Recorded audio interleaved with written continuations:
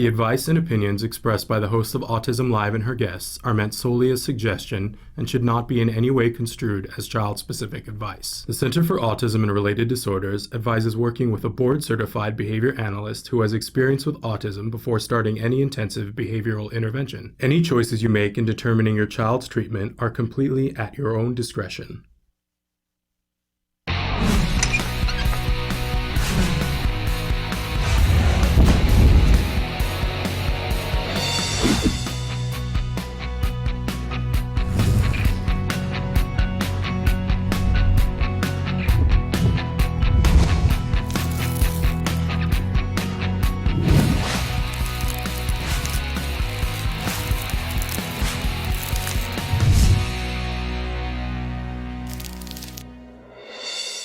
Good morning and welcome to Autism Live. I'm Shannon Penrod and we are webcasting to you live from the Center for Autism and Related Disorders headquarters in Tarzana, California.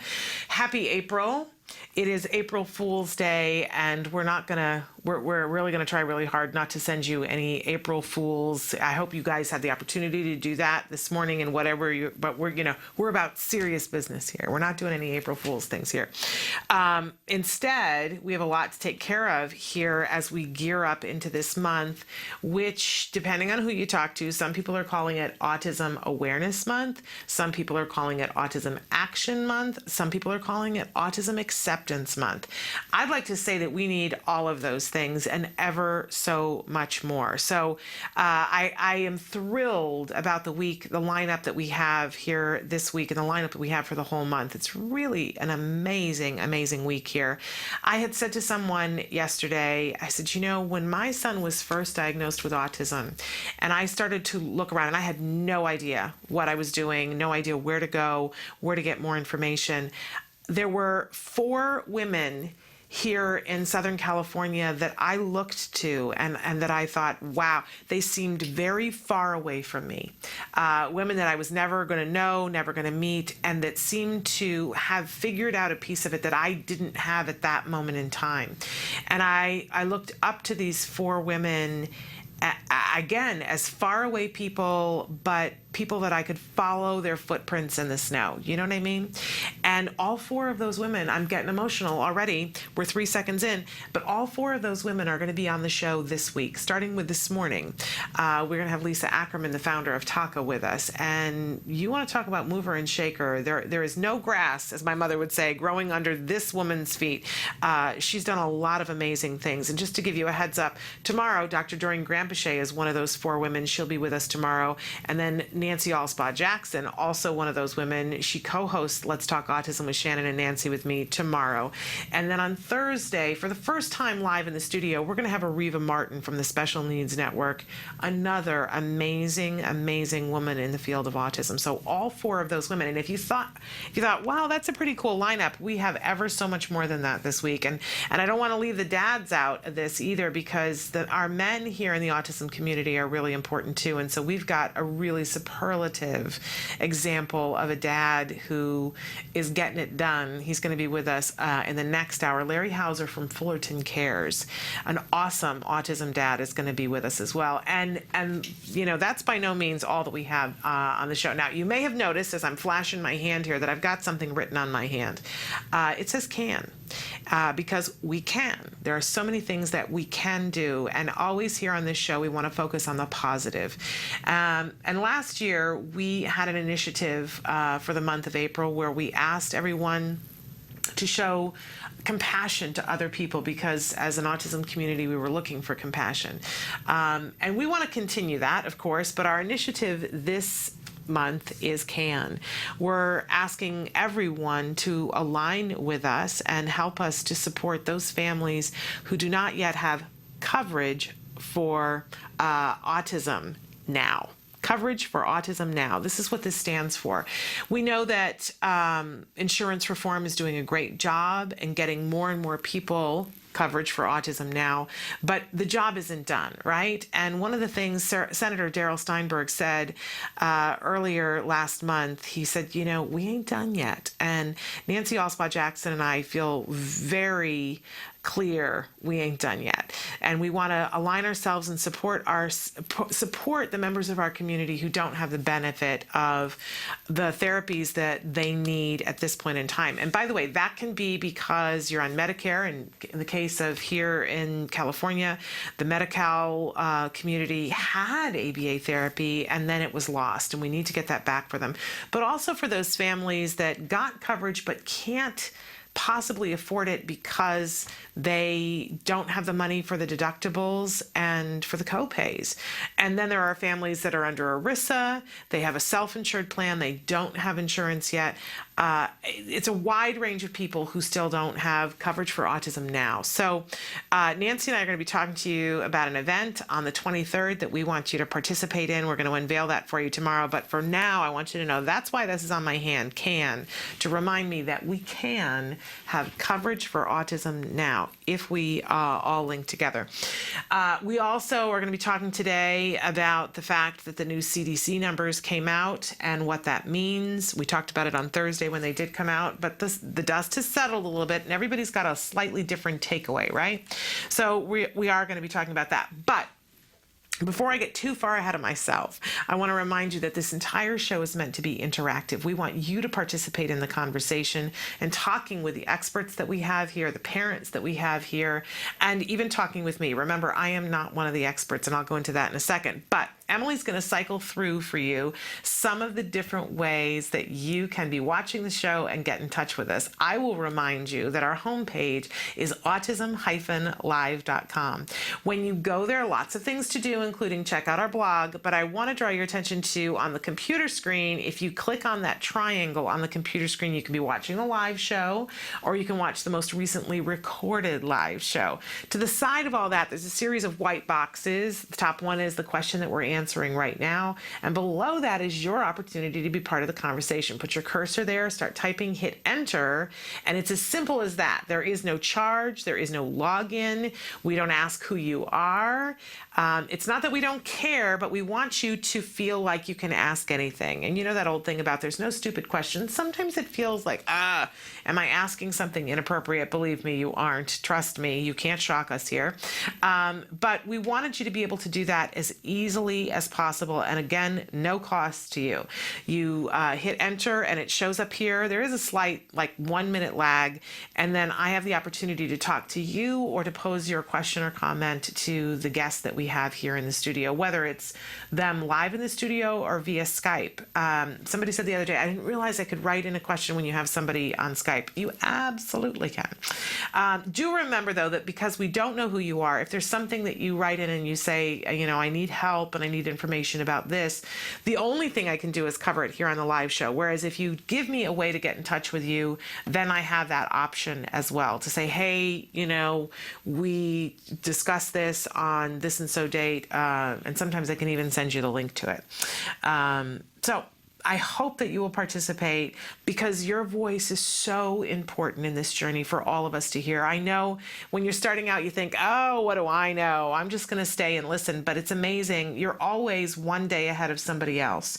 So please participate. And we also ask you to let others know. Once you've found us, share us. Let others know that this free resource is here because, as I mentioned last week, if we aren't able to make a bigger impact, there is a danger that we will go away, and that would break my heart. And I know many of you have written in the last week saying, please, we don't want you to go away.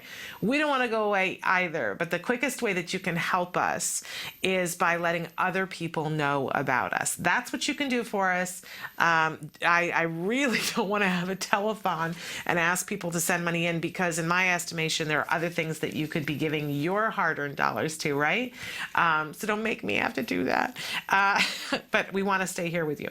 Okay, I mentioned that we have lots of experts here on the show, and I'm not one of them. I'm a parent, like so many of you that are out there, and I'm a former teacher, like others of you who are out there. I want you to know that my child was diagnosed with autism at the age of 2.5.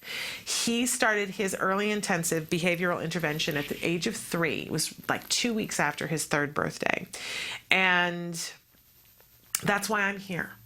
because my son has made such tremendous strides and is able to do things that I was told early on, that's probably not going to happen, or other people who said that's not going to happen and you need to let go of that. We all need to be aware of who fills our head with what information, right? And there are plenty of people who are out there who will take the opportunity to tell you that they know about autism, and they'll tell you all the things that your child can't do. I really don't know where those people, what manual that they're reading, because when I last checked, we can't definitively predict anybody's outcome for anything, right? Where is the human spirit in their equation of your child will never go to college? Poppycock, I say to them, right? Because so many of our kids do go to college and they lead full and rich lives. And for the people who said, it's likely that your child will never be potty trained, I just want to say to you, boy, that happened with the right therapy in under a week. So, we're a family rated show here, so I can't say all the things that I'd like to say to those people, because I'd like to tell them right where they could step off. But I hope if you're here, that you will hear the hope. That's really what this is about, hope and progress. And if you're a parent, I want you to know that you are not alone in this. There are so many of us that are with you and trying to get to that progress, solving all the individual mysteries, because all of our kids are different. There is no one size fits all here. There is no take this magic pill and then we'll never have to discuss this again. That doesn't exist, not right now, but there is still plenty of individual hope for our kids. And for those teachers who are out there, we welcome you every day, because we know when we empower you with the tools to be able to help these kids make progress, we change the world every day. And for those of you who are on the autism spectrum, we thank you and welcome you into this conversation as well, because you tell us things that we couldn't find and couldn't know anyplace else, that there is no expert who could tell us what your experience is. So we welcome all of you, and if you're extended family to someone who is on the autism spectrum and you've tuned in here because you go, I just want to understand, you're welcome here too. This community is large and it has room for everyone. All right, so that's what we're here about. We're going to be with you live for the next 2 hours. We like to start every morning with something we fondly refer to as the jargon of the day. This is when we take on one word, one phrase, one acronym, and we try to figure out what are we talking about in simple terms. We'll give you an actual definition, and then we'll give you a slightly different definition that we hope is a little bit more user-friendly. Now, today we made a little bit of an exception because I felt that it was important that we get two different organizations' views on what our jargon term is. And our jargon term today is ASD. What does that stand for? And you'll hear people, by the way, somebody was asking me the other day, what's the politically correct thing to say? Do I say someone is autistic? Do I say they have autism? What's the right thing to say? And the thing is that it's different for different people. I know many older adults on the spectrum who like to be referred to as autistic. They do not like for you to say has autism. My child and a lot of the younger kids don't care for that. They say, I don't have autism, or they say, I'm not autistic, I have autism. That's what they say. So what's the right thing to say? The one thing that I've been able to discern from all camps is that it's politically correct in this moment of time, and it always changes, to say individuals with ASD. So what are we talking about? You're going to hear people saying this much more. What exactly does this mean? So our actual definition, ASD stands for Autism Spectrum Disorder. And since we've been talking about the CDC numbers and what they term as the prevalence of autism as of 2012 in the United States, I thought it was beneficial to know how are they defining autism spectrum disorder. On their website, it says autism spectrum disorder is a group of developmental disabilities that can cause significant social, communication, and behavioral challenges.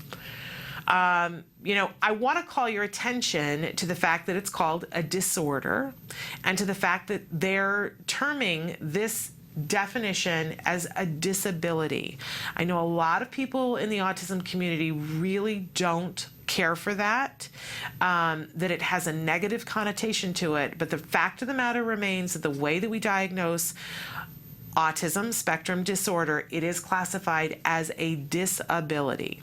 That is the reality, whether we agree with it or like it. That is the current the way, the criteria in which you get diagnosed. And we're going to talk more about that on Thursday. But I thought it was worthwhile. We usually give you a working definition, and I thought it would be interesting to see what Autism Speaks says in defining autism spectrum disorder. So as we move on to their definition, autism spectrum disorder, ASD, and autism are both general terms for a group of complex disorders of brain development.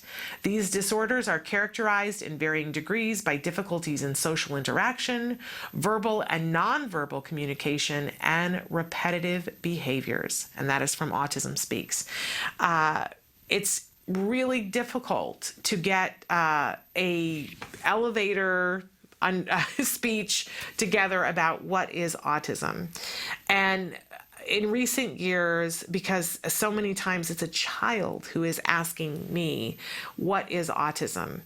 I volunteer in schools, and, or even, I think grandparents ask, people who don't have a big understanding. What I have started saying to people, and believe me, it's the very watered down, and I understand that it's a different way of thinking and seeing and relating to the world. It's a different way. And that is the way I explain it to a child. It's by no means completely accurate, right? But you got to have a way to start to begin to understand these things. So on the beginning of April, a month in which we focus on the subject of autism, I think it's worthwhile for all of us to think about, how are we defining this? And is it the way we think it should be defined? But we need to understand what the realities of it are. So on Thursday, we are going to define the DSM-5 for you. I know, big excitement. Okay, so we always have a question that we like to start the day for you. Tomorrow is a big day for the autism community. It is World Autism Awareness Day. Usually they read a statement at the UN, and there are many activities around the world. Autism Speaks participates in something called Light It Up Blue, and they invite the community to join them in doing that by putting blue lights. You can get them at Home Depot, blue light bulbs to put in your porch light, or a lot of us hang blue Christmas lights. A lot of people wear blue. I hope tomorrow, wherever you are, you see a sea of blue. Not everyone participates in Light It Up Blue. There is no law passed that says that you have to. But I think anytime I, as a parent, have the ability to see that people care about what we're doing, it gives me energy. It's like my little Energizer Bunny jolt, so that I can go further. But there are many other things besides Light It Up Blue. There are many other events. And I know that there are people who celebrate and there are people who mourn on World Autism Awareness Day. And I would venture that there is no inappropriate reaction. There is no inappropriate way in which to spend the day. I think that we should let go of expectations about how people should feel on that day. But our question for you is, what are your plans? What are your plans for World Autism Awareness Day? How do you plan on spending this day? And we know that if you're watching this show, it's very likely that you spend every day being aware of autism. So how are you going to spend this day when the rest of the world is supposed to stop and acknowledge that this is a very real issue? A very real issue. So hopefully today we'll have an opportunity to check in and see what you guys' plans are. I will tell you that my biggest plans are to be here tomorrow. We're doing a live show with Dr. Doreen Grampachet. Nancy Alspaugh-Jackson will be here, and we will have Vince Redman, who is a marriage and family therapist, and he'll be talking with us about how we can talk about autism with our families and with our kids, in particular our kids. And then my plan, besides I will be lighting it up blue for my entire neighborhood and community, who last year somebody complained about why were my Christmas lights still up, and I got a little ticket from our HOA. So we will be doing that again this year, because clearly we needed to make people aware in our community, and we will. And then I am choosing to spend that day, the rest of that day, with my son. I will take a little tootle by his school and spend some time there and perhaps answer some questions. But my plan is to spend it doing something with my son that's just us, low key. I'm a low key kind of person sometimes, but I'd love to hear what you guys are doing. All right, so we always have a topic for the week, and our topic this week, it's, as I said, this is, a lot of people call this Autism Awareness Month, and each week this week we are going to be focusing on something different, because some people call it Autism Action Month, and some people call it Autism Acceptance Month. And I'm looking at this and realizing that this week we should have had it be Autism Action Month, because the hugest proponent of Autism Action is going to be with us in just a few minutes, and so she can she can slap me around and go, "What are you thinking? It's Autism Action Month." But I believe that it involves all of these things, and I have a story that I'll tell later on when Larry Hauser is here about why I think we do still need autism awareness. So we're going to be talking about that all week, and I've already given away most of what's going to happen today, but not all. So let's take a look.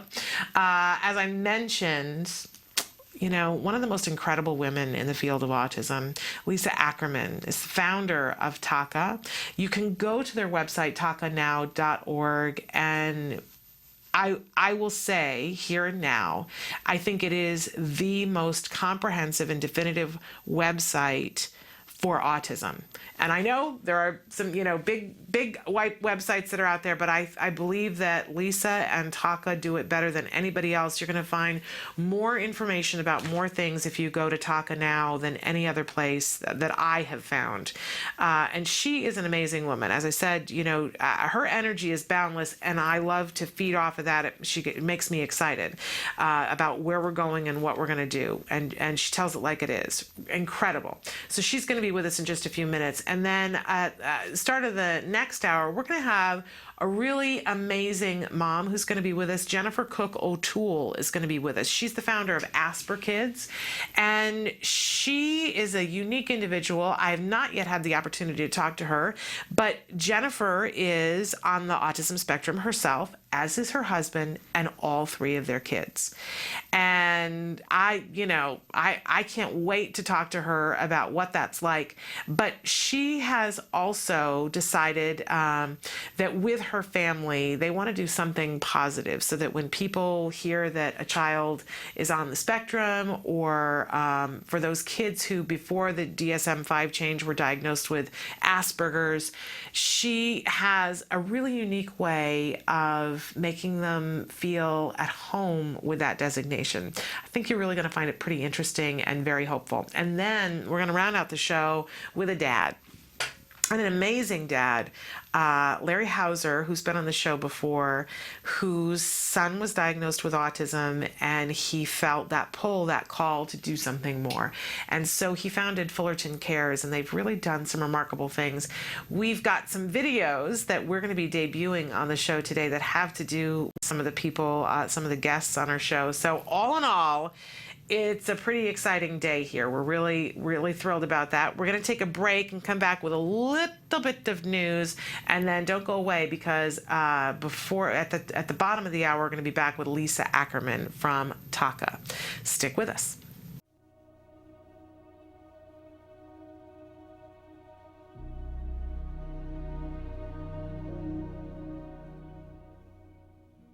Hello, fellow activists. Last week, we talked about the first step to empowerment. Accept and embrace this challenge. Sometimes you have people that support you in your denial. Maybe it's your husband, maybe it's your mother. When I expressed my concern to my pediatrician about Wyatt losing language around the age of 2, his response, Maybe he's a late talker. He's a boy. Let's wait and see. But what about the temper tantrums? What about the fact that he put his head through the kitchen window? What about the bite marks and scratches all over my arms and chest? He said he's probably just frustrated that he can't express himself. Let's wait and see.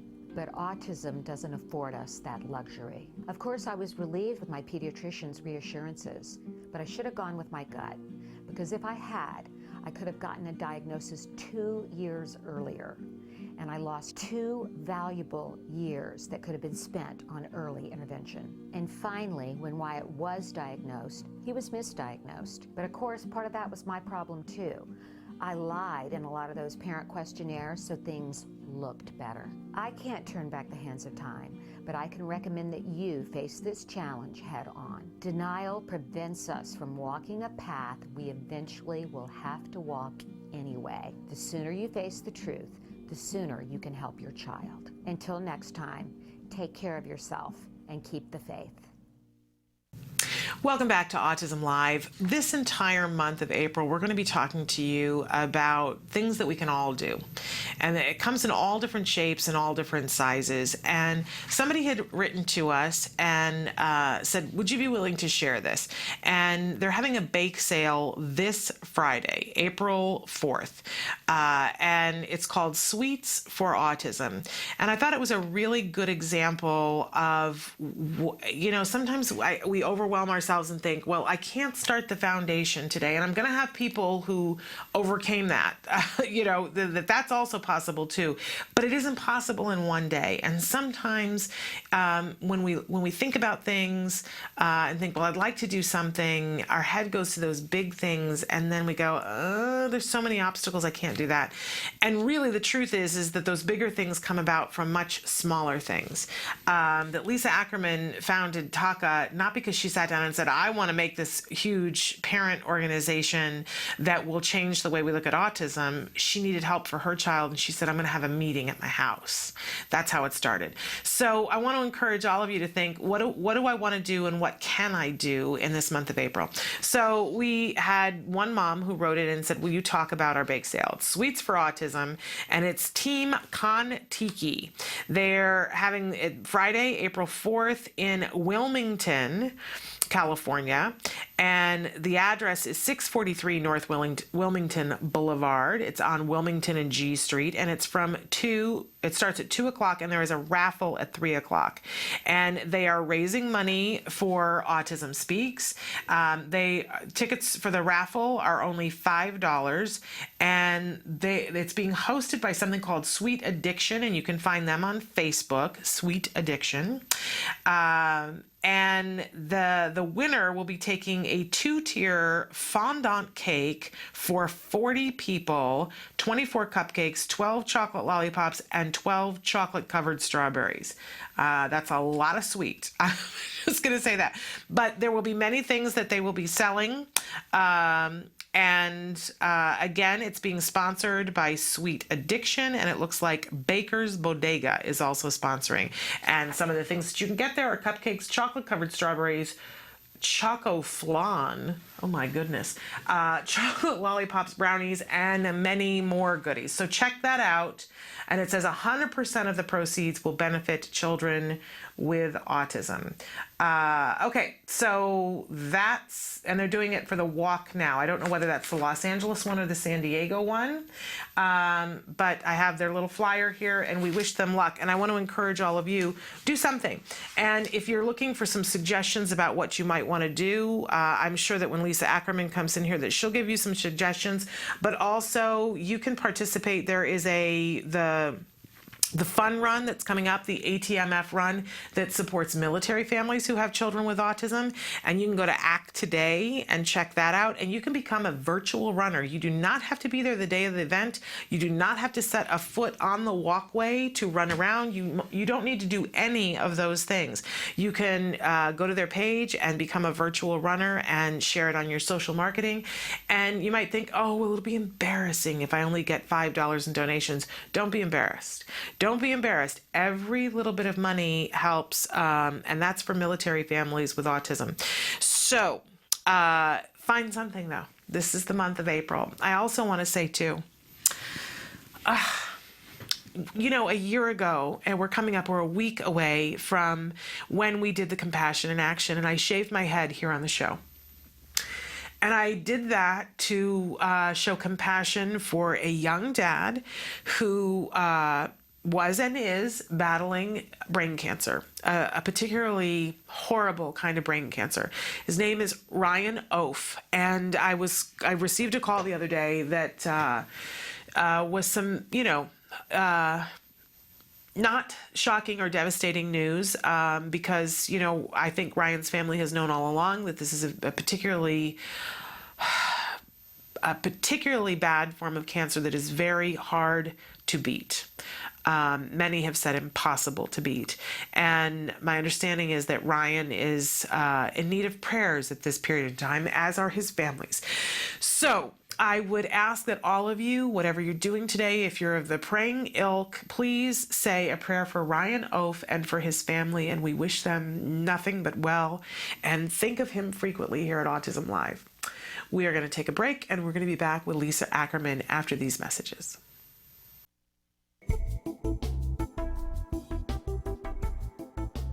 Skills is an online program that provides assessment, curriculum, positive behavior support planning for challenging behavior, and progress tracking, and it does this all in one place. The Skills Assessment and Curriculum addresses 8 areas of development, which even includes advanced higher level areas such as executive functions and cognition, which pretty much makes Skills the only ABA-based set of curricula for teaching more complex skills, things like problem solving, planning, self-management, perspective taking, and even inferring and predicting others' private events. Skills is a 4-step system. Step 1 is to add the child to your account. Step 2 is to start assessment. The Skills Assessment is the only ABA-based assessment with psychometric research demonstrating the language subscale to have excellent reliability. Every area of human functioning and typical child development from infancy to adolescence was researched, making the Skills Assessment the most comprehensive of its kind in the world, and we're quite proud of that. Skills is easy to use. Simply click Start Assessment and begin answering questions. Or simply type in a keyword, find specific activities to assess, and add activities to treatment. Step 3. Choose activities. Once you've completed the assessment, Skills selects from a pool of 4,000 activities categorized by age, level, and skill type to provide you with exactly those activities each child needs. Start by choosing a curriculum, then a lesson, and finally an activity.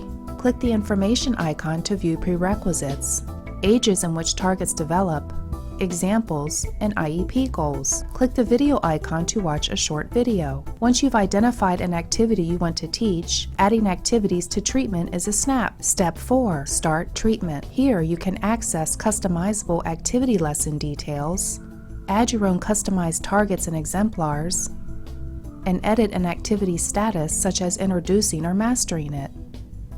You can even print handouts such as worksheets, tracking forms, visual aids, and other materials. Skills also offers multiple progress charts mapping curriculum progress, lesson progress, and cumulative number of activities and targets mastered over time. The Skills language curriculum is categorized by verbal behavior type so that users can identify progress for verbal operants, such as echoics, mans, tacs, and interverbals.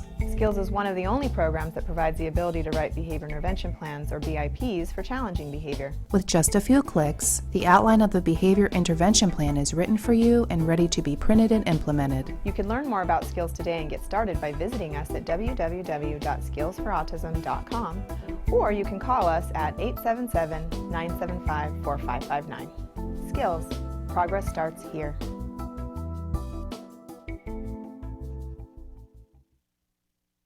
Welcome back to Autism Live. I'm so thrilled because we're starting this month off right, because we have joining us via Skype right now, Lisa Ackerman.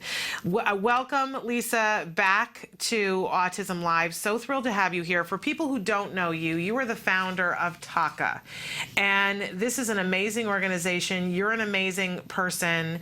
I had said at the start of the show that when my son was first diagnosed with autism, you seemed like somebody who was very far away and brilliant and amazing to me, and somebody that I would never have the opportunity to talk to. And I just first of all, I have to start by thanking you for all that you do for the autism community, and thank you for being here today, because we have a host of things that we're going to talk about with you, starting with the new numbers. But welcome and thank you. You're very sweet, and if I ever need to be lifted up, I'll call you. Please do, because I have great things that I say and think about you behind your back. Oh, okay. Well, I prefer that versus the other way, so it's awesome. But I'd be happy to say them to your face whenever you're available. Now, you are the founder of TACA, and we had said at the start of the show, people, if they don't know about TACA, should go to tacanow.org, because you have the most definitive website having to do with autism on the internet. And part of that, you have an amazing blog. It's Real Help Now. I subscribe to it, and I encourage everyone to subscribe to it, because you will get information, informative information. And I have to say, I've said this before, Lisa, you always give links to the studies. Everything that you say is backed up with science, and it's really amazing. So who better to have on the show to talk about these new numbers? And you guys you did an amazing series of blogs here. Talk to us about your takeaway from these numbers. You know, it's depressing. Autism Action Month is really something that I appreciate from one side, but the other side I dread. Simply because it's just going to be a lot of information that's going to be around autism and to help drive people to make a change. And the hardest part for me is the last 3 years is the CDC has announced new prevalence information about autism. And each year I wonder, will this be our year? Will this be the year that people outside our community actually care? We've sat and watched 3 presidents, both sides of political, affiliations, not really care about the autism epidemic, and it truly is. And I was just looking at my notes for the CDC talk, and I took feverish notes. And we have a series of blogs that will be coming out. Dr. Sears will blog again tomorrow. And it's just really sad. There are 2 reasons they point to the numbers being higher. Is one, we're more aware and we're better at diagnosing, which just I take offense for every expert who's ever looked at a child with autism before. And 2, and again, it wasn't said in these words, but my interpretation is the IQ. Well, let me read the quote from Dr. Colleen Boyle. However, the picture of ASD communities is changing. Almost half of the children identified with ASD have an above or an average or above average intellectual ability. I am not talking very well today, sorry. The IQ of 85 or above, compared to a third of the children a decade ago. Is she implying that this is autism better? I don't know, but that's not what we see at TACA. We serve 40,000 families. We're adding 600 new families a month. And it's not a happy day when we get that call from a new family. So, I mean, I get very emotional and upset with this information, and really my heart aches. There's going to be 180 new families today getting the diagnosis, kicking off Autism Action Month, and every day for the next year. We got to do something, and it can't continue just to be, oh, we're more aware. I don't understand. Yeah. And you can help me. So now I'll stop my rant. I apologize. No, that's why we invite you to come here, because you have important things to say, and they're not rants. They're important, and it's perspective that's really important. And I just want to bring home something that you said, because you were saying about how we've had 3 presidents and they don't care. And I think there are people who say, oh, they care, but you and I know that if you care, you do something. Yes. And that's really, I really appreciate and why you've dubbed it Autism Action Month, because if you care, you need to do something. Yeah, and I know my families and friends are really strapped taking care of children with autism, and I'm really pressing upon the importance of corporations and other people outside our community to activate. And families can activate just by sharing correct information, like sharing studies from the UC Davis Mind Institute about prevalence is really higher. It's a really well-published study, Again, I can't speak. Going back to 1969 numbers on autism prevalence, and it's not we're just better aware, there's just more kids with autism. And we need to get some action so families have some more support. And I do want to make one important point. You know, we've been doing this as our 14th year. One of the things that I know since 2007, it's not easier for families living with autism. In fact, it's harder. The pool of funding is smaller, and there are more people trying to access that pool.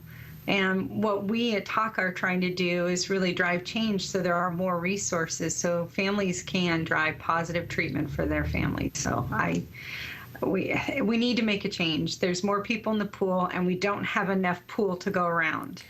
And that's the number one thing we have to change. And I would tell people, you know, if they haven't already, one of the first actions that they should take is go to TACAnow.org. That's TACA now.org, and check out all the different resources that are there. I will say, Lisa, that you do the best job, no matter where somebody is coming into this conversation. If they have a child who's an adult on the autism spectrum, they were just diagnosed yesterday, they have somebody who is high functioning or very profoundly affected, you have something for everyone on your site. Well, and thank you. I mean, it's a team. There's 18 staff, over 500 volunteers, and last year those volunteers donated and worked over 35,000 hours to support families. So I take my hat off to those amazing folks and appreciate them for all that they do, and my staff, my small staff that works extraordinarily hard, not for the money, but for the cause. So it's a team effort. Well, you're amazing. And we're not done talking with you. We're going to take a short break, but we're going to take a break to go and look. Lisa has been so generous with her time for us, and she has put together a series for us here at Autism Live. And so we're going to debut the sort of primer for this, where she talks about what it is she's going to be talking about. And then tomorrow we are going to debut the very first episode, and then we're going to roll those out. I believe it's one a week that we're going to be doing. So take a look. This is Lisa, and then we'll be back with more of Lisa. Stick with us. Hi, I'm Lisa Ackerman. I'm the Executive Director of TACA. Welcome to TACA Facts. Talk about curing autism has been around for 13 years. We drive and empower families and support their day-to-day lives on their autism journey. What I hope to bring to you in these segments called TACA Facts is really just the questions, real questions and real answers for families living with autism and what they can do to help better the life for their family. Welcome back. So really looking forward, and tomorrow we'll air the first in that series for you. And thank you so much for doing that for us, Lisa. You are an incredible gold mine of so much good information. And part of that is your experience and your knowledge and this community that you have created through TACA. We wanted to ask you what's new, what's going to be happening, what kinds of events has TACA got planned for this month and this year? Well, I mean, April is one category. I'll start first with the big picture. Our number one mission, since we're adding 600 new families a month to TACA, we project, I think we're going to be somewhere between 46,000 and 50,000 families by the end of this year. Our number one objective is to drive them to treatment.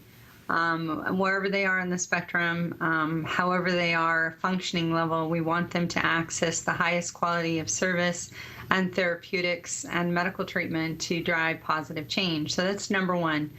Number two, we have a strategic plan that's basically now about 40 pages long that describes how we're going to execute on that plan, from our incredible volunteers committed from 5 to 40 hours a week, all the way to staff and affecting people outside our community. So we do have a very serious plan. I plan to share that with the world so they can see how they can fit in and really help drive positive change.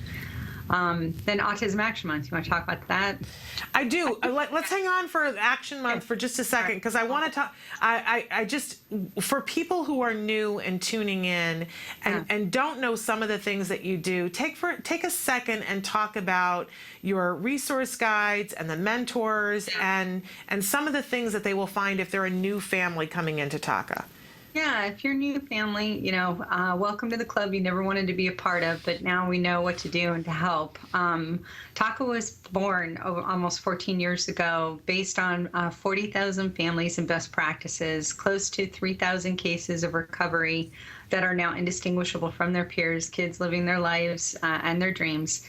And our real goal is families helping families living with autism and driving those families to treatment. And we do that with 12 free programs.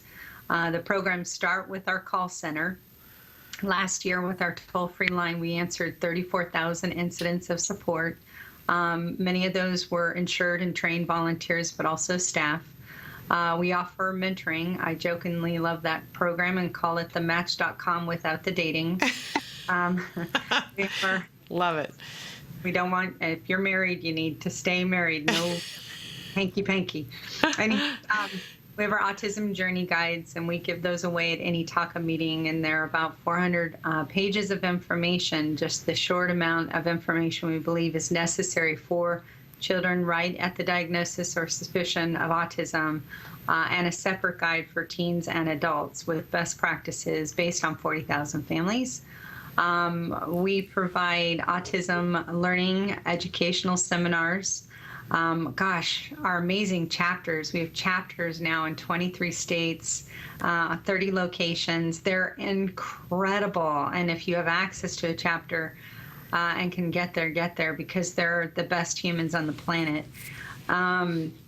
My goodness. And I would say too, if you don't have access to a chapter, there are new chapters springing up because there are parents who say, I want a chapter here. And that's something people can do is start a TACA chapter. Yeah. And again, I'm not going in any particular order. I love the chapters.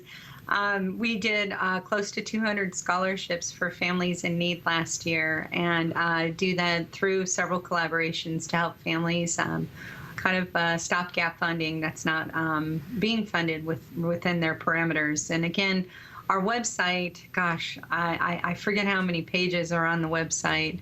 It's amazing. It is 6 gigabytes of information, and we do provide resources and tools, and from your insurance reimbursement tips and tricks to who pays for what to where to start, or any particular topic from reading comprehension to hyperbaric oxygen and other medical treatments. We have it on the TACA website. I love the fact that we work collaboratively with Autism Live to bring information to families, including how to cook healthy, allergy-free cooking classes. That's one of my favorite things, and I love doing that. It's a lot of fun. Webinars. We had 58 webinars and helped over 1,400 families last year through our webinars. So again, that's just a snapshot. There are 40 different accomplishments that are listed on the TACA website for 2013 and our programs, and that's just kind of a thumbnail sketch, if you will, kind of the quick start for getting you activated and acclimated. And I think if I can just say, what parents will find is other parents. And when you're dealing with other parents, you're dealing with people who get it. And there's a wide range of what people need to get it. You mentioned that you have families that their kids are doing so well that they're virtually indistinguishable from other neurotypical peers, but that by no means lets out that there are families that have children on the spectrum that are very profoundly affected, and they will find just as comfortable a home and discussion and place where they don't feel like they're alone in TACA. Yeah, and I love that you mentioned that. I mean, that we have a few things that just jump to mind. Once you find TACA, then you're not alone. But the second thing, we make hope a verb. And really, it's our team approach. It's our community focus. And it's really about helping one family at a time. But we do that through community. And I know that when Jeff was first diagnosed 4,000 years ago, okay, he's going to be 17 next week, but a long time ago, it feels like, and dog years, there wasn't a whole lot available. And we really just are so grateful that we have so many caring volunteers and caring donors that help us just really help drive families to treatment and help them be the best they can be. So people need to check out tacanow.org. And now, Lisa, I'd love for you to tell us what is this Autism Action Month? What's the action that's happening this month? every April, it's our month. Everybody gets a month. Autism gets April. And really, just as a sidebar, I've gotten a few emails about celebrating autism, and I have a hard time with that. I celebrate the child, not the disability or inability or issue that they have. I don't know a lot of people who celebrate other diseases or conditions. So I really use this month as the primary tool to get the word out. There is something you can do, whether you're a parent with very little time or you're a corporation that kind of looking at, hey, how do I help all of the people that work for me that have a kid with autism? We have 8 activation points. Point number 1, Jean's Day for Autism. It's its own website and also its own campaign to really drive people and corporations to get casual for a cause. It's a really fun campaign. Folks like Micro Semi just signed up here locally. They have thousands of employees, and they are looking to raise over $20,000 for TACA. We do a Hearts for Hope campaign. That's also great. So going into grocery stores or to any retailer or restaurant, you can sell Hearts for Hope and dedicate a heart to someone with autism. And we really love that. We have lots of restaurants and grocery stores that are doing that this year for us. And the hearts are free. We ship them with the point of sale information. Whole Foods tomorrow in Tustin is helping us out and having a 5% give back day and doing those as well. So we're grateful. We have Cars for Autism, which is an 800 number where you can donate that clunker in your driveway and they take it away and give you your tax write-off. We have our vendor affiliation program, which we're grateful that CARD is part of, that helps out with Autism Live. We have our incredible Family and Friends campaign, and that's really how families can get activated and tell their story and share their information, and then activate the people that love them and support them for the organization that supports their family. And then lastly, we have TACA Plus. It's a membership program. And during the month of April, you get over $140 worth of goodies in a goodie bag for a $100 annual cost, which you'll get access to recorded webinars and 25% off discounts from 3 nationally used fighters. So I'm really excited about that. Really remarkable. I just don't know how you have the energy to do what you do, Lisa, but it's amazing, and you're part of my gratitude every day that I think, thank goodness for you.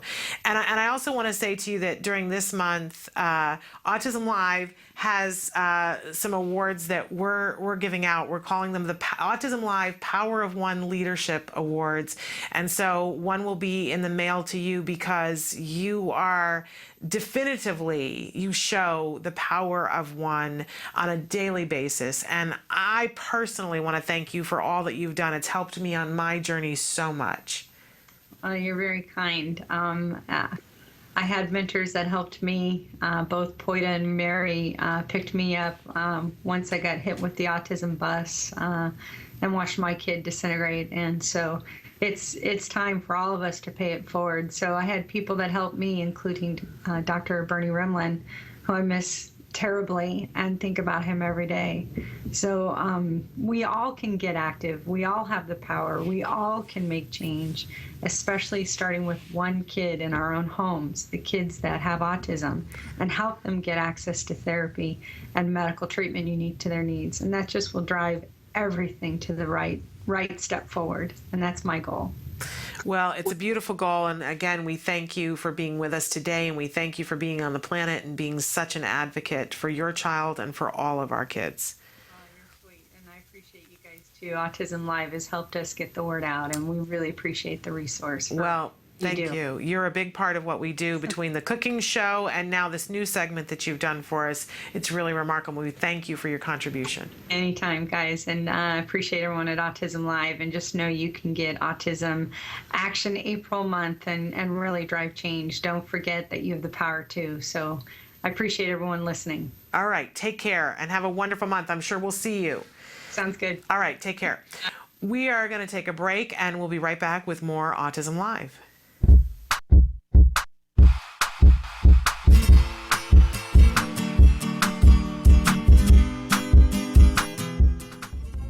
Hi guys, guys, welcome back to Smarty. We're going to be working on identifying and labeling emotions. In February of last year, I know we did something super similar, but I promise you for this project it's going to be faster and easier because part of the project you'll be printing from our Facebook page at facebook.com/autism-live. Well, here's the rest of the materials you'll be needing. Templates, scissors, crayons, and tape.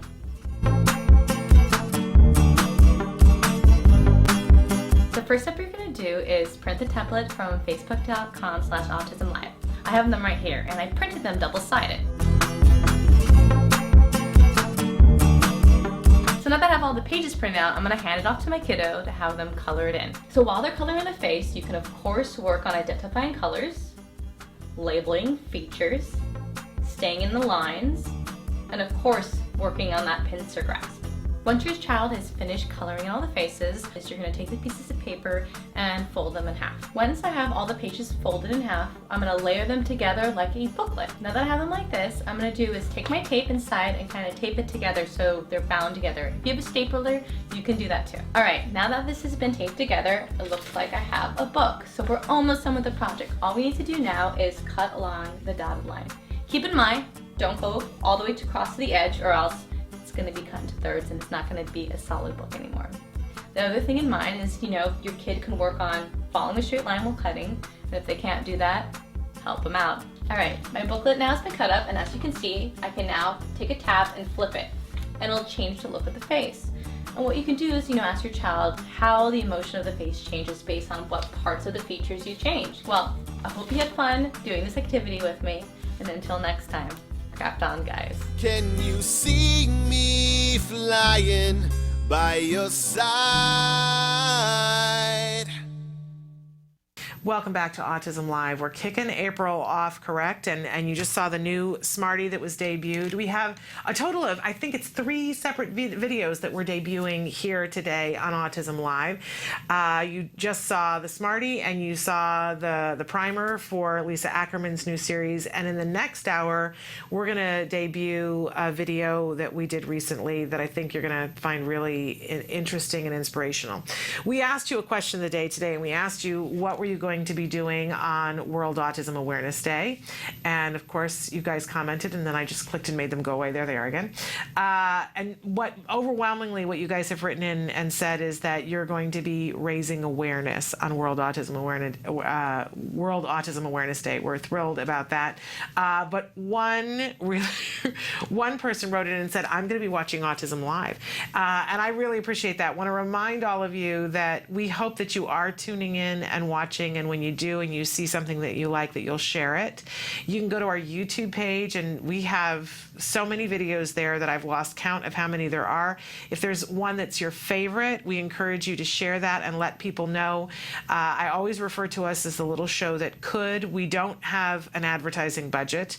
I think, I'm fond of saying we don't have much of an advertising budget, and we really need to amend that. We don't have an advertising budget. You and your word of mouth are our advertising budget. So we encourage you to please share the show.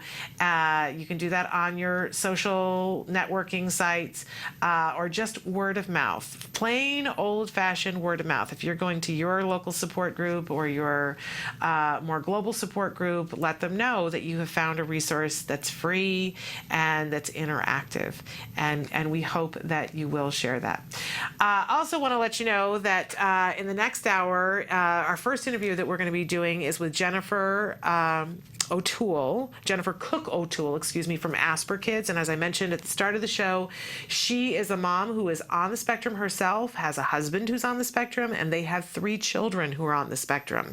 If Hollywood isn't looking to capture their story for a reality TV show or a movie, I really, they should be, right? I don't know what to tell them, because I'm sure that is an interesting household. And she's going to be talking with us about the business that they have started, Asperger Asper kids, and it's the business of trying to help kids feel better about themselves once they get the diagnosis. It's really a remarkable story. And then also in the next hour, we're going to be joined by a remarkable autism dad who really is an inspiration to all of us, and how he started Fullerton Cares and the many, many, many things that they do now to help others in the community. We talked with you about going to their Mardi Gras for autism and how inspirational it was that I looked around this community of Fullerton and I said to my husband, why don't we live here? It has to be one of the most autism-friendly places on the face of the planet, and a big part of why that is because of this autism dad. Larry Hauser is going to be with us in the next hour.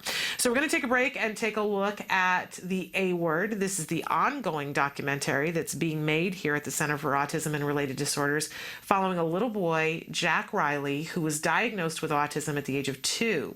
And at this point in the series, Jack's been doing therapy for a little while, Jack Riley, I should say, and he's learning a great deal, as are the parents.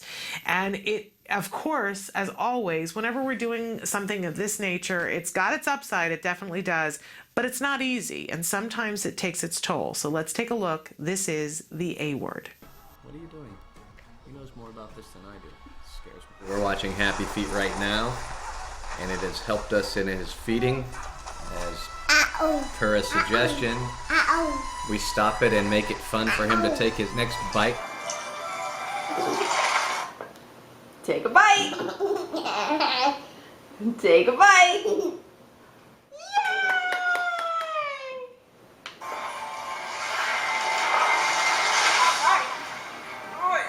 Not only did he feed himself his applesauce and laugh the whole time, he fed himself 6 or 8 bites of soup, which he's never done. He's done that 2 meals in a row. So looking forward to today. We're hoping that we've made a positive change in his eating, but we will try it at approximately 12:30, I guess. We will do the same thing. I'll give him some soup and some yogurt with a banana chopped inside. And I will try to get him to watch this and sort of feed himself. Right, bud? Come in! Hi. Where are you? Oh, hi. Hi, Jack Riley. I'm my friend. Do you remember her? Miriam is a new therapist working with Jack Riley. Today, she's shadowing Jessica to observe and learn from her. So right now I'm just going to probe to see what he knows, so I can find a new target for him. What is it? No, try again. What is it? What is it? I think he's saying Airplane. Okay, that's what I thought. Okay. What is it? No, what is it?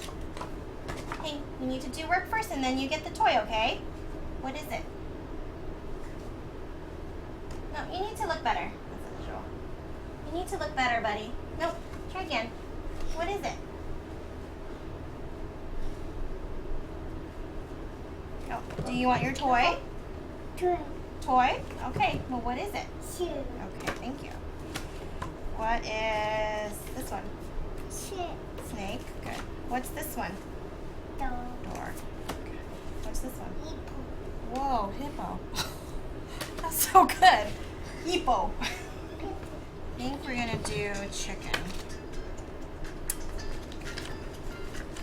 And then we're gonna be moving into matching soon, where we're gonna match 2D pictures to 3D objects that we have to have momentarily to stimuli. So we're just gonna use like objects that are around his house, so that we have the object that we can match it to, so it's a lot easier.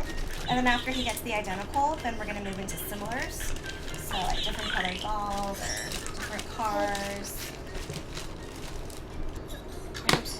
Alright, bud, you ready? Okay. You ready? Ready? Give me 5. I got you. Oh, you're so easy to tickle. Hi. Give me 5. I got you again. You're so easy. Give me 5. I got you again. You're easy to tickle. Okay, one more time. I got you. Where's the tickle spot? It's right here. Okay. What is it? Say chicken. Chicken. Good. What is it? Chicken. Say chicken. Good. What is it? Chicken. Chicken. Very good. All right, here you go, kiddo. Watermelon. Watermelon. Pineapple. Pineapple. Pineapple. Watermelon. Watermelon. Super cool. Cool. I know. We're going to do feeding That's the now. one that's different. Shireen was here, so I just gave him pancakes. Okay. And Happy Feet's the most reinforcing for him. All done. Well, you know, we didn't even start yet, you know. How can you be all done, dog? We're gonna eat, right? Yeah, Bert? So I'm gonna try doing it for Okay. now. Is that okay? Yeah, sure. Just to see. So here's the play. pause in there. You can just hit the pause Right. again and play. Okay. So we're gonna take a bite, and then we get the movie.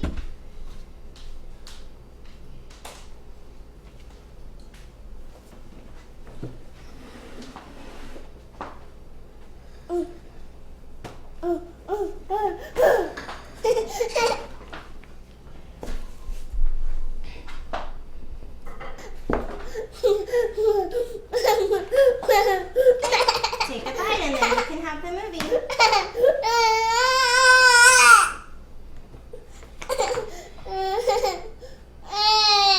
Do you want me to try it? Ordinarily, he would have applesauce right now. And just look. He'll feed himself. He'll feed himself with that Yes. better than this. Yes. Has he fed himself yogurt? He hasn't yet. Okay. He has. We've done applesauce and then soup, and he started on the soup. He did a few bites on the soup after finishing the applesauce. Okay. Maybe Whatever you think. applesauce would be better Okay. for today because it's preferred, right? Versus Yeah, yogurt. it's just, it's something he's always fed himself. You wanna try it? After 10 weeks of ABA therapy, Jack Riley's therapists are now working on feeding. They waited to work on this skill until they worked on compliance with him, since feeding is such a huge behavioral problem. They wanted to make sure that Jack Riley would listen to them before they started working on this. In order for Jack Riley to watch the movie, he must feed himself a bite. And since it's such a preferred item, they are hoping it will motivate him to eat.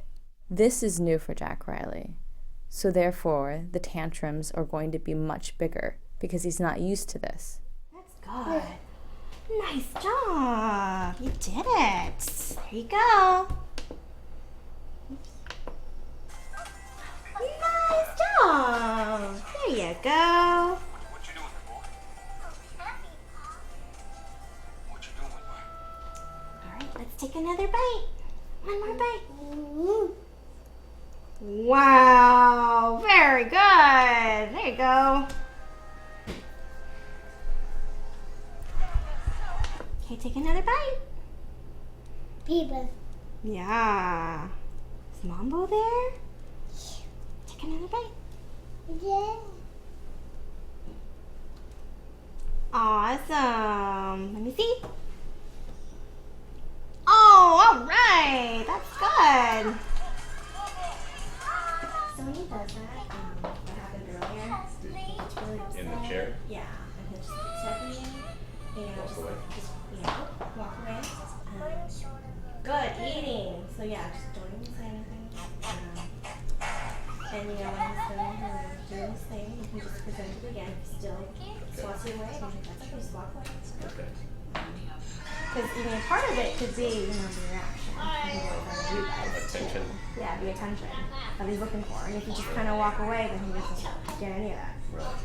So hopefully that'll subside, and that's what it is. But, well, I mean, we'll see. What works, what doesn't work. Well, we had a great dinner last night with him because Cheryl does this dancing, and she's goofier than I am. But, and he just cracks up and eats. And she kept turning it off, but she made it kind of a game. All right, you want some more Mambo? You want some more movie? Yeah? Yeah. Yeah, happy feet. You give me a high five for eating all your applesauce. High five, you're leaving me hanging. Jessica is giving Jack Riley verbal praise for finishing his applesauce because it motivates him. Feeding is a new skill for him, so each small step he makes is met with large enthusiasm. The hope is that the excitement that he sees from his parents and therapists will motivate him to do it again. Right here. Ah, you got me. Want some more movie? Yeah? Okay. Here we go.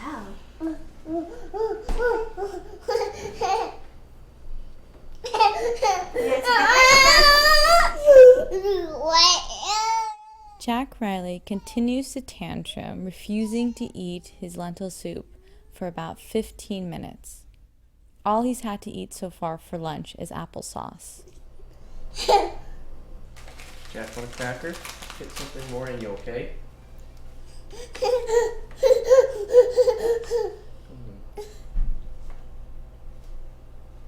You can take over. Okay. Alrighty. I Okay, just wanted bud. to see if he would feed himself the soup, but that's okay. We can do that another He day. might just be mad now. Yeah. You want to just take a bite? One bite. Now we'll watch this. You kidding me? Ding, ding, ding, ding. Take a bite. Take a bite. Take a bite. I know. You have to earn it though, huh? Life gets tough. That's how you get paychecks. You earn it. Right? Whoa. Whoa. Whoa.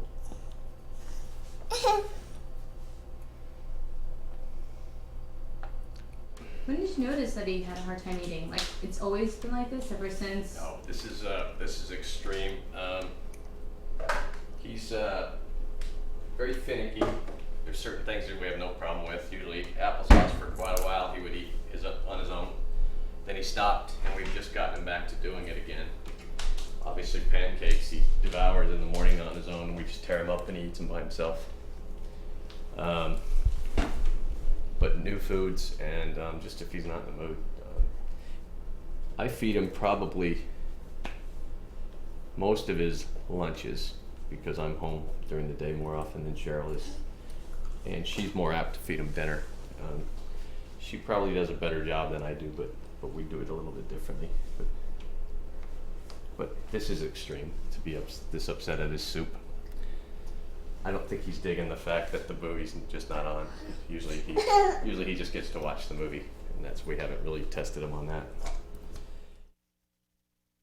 Welcome back to Autism Live. We're so thrilled that joining us via Skype, we have a really remarkable woman who is on the autism spectrum herself. Her name is Jennifer Cook O'Toole. She is an amazing mom, and she's also married to someone who is on the spectrum and has 3 children who are on the spectrum.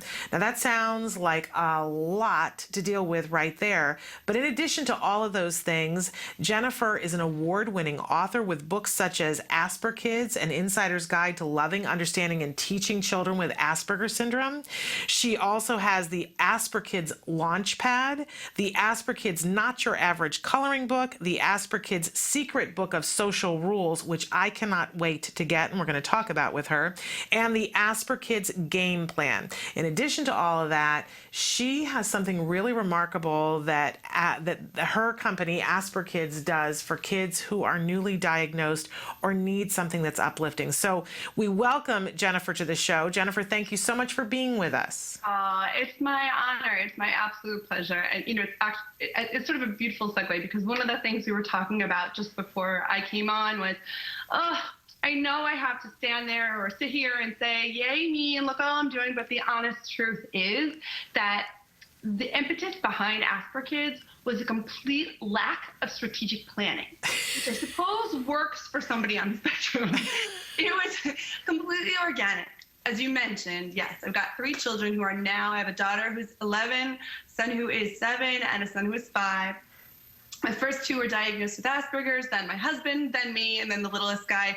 And we often joke if he were neurotypical, we're not really sure what we would have done with him. We don't know how to do that. We're overachievers in the Aspie world, so in our house. And honestly, what it came down to was, it makes sense. If you're a woman, a lot of gals like to go to a female OBGYN because as knowledgeable and as much of an expert as somebody can be, if they're a gentleman, they're really not going to be able to speak from firsthand experience. And what's great about everything that began with the first Asperger Kids book was simply that. it was a record of what I was doing with my kiddos that shocked in the best kind of way, all the professionals that were involved in their lives. And they were all saying, why are you doing this? And why are you doing this? And in less than 2 years' time, that why are you doing this? Well, could you start a school? Could you write a book? Has become, I'm proud to say, social media that reaches over 250,000 people every month. And these wonderfully received best-selling books and kits that we say, congratulations, you're an Asperger kid. And we get to celebrate kids for being different, because we always say, you've got to be authentic to be awesome. And so if you're going to be different, then let's be different together. And diagnosis really is just about identifying your particular brand of awesome. And so that's what we do at Asperger Kids. And through the upcoming Asperger Kids Academy online, through the books, through Facebook, through lots and lots of live appearances, it's become a real community that's based in mutual respect and appreciatively, from my perspective, empowering the kids, empowering the parents, and listening to the voices of the autistics who are speaking. I think it's remarkable what you're doing, and it's an incredibly positive and powerful thing.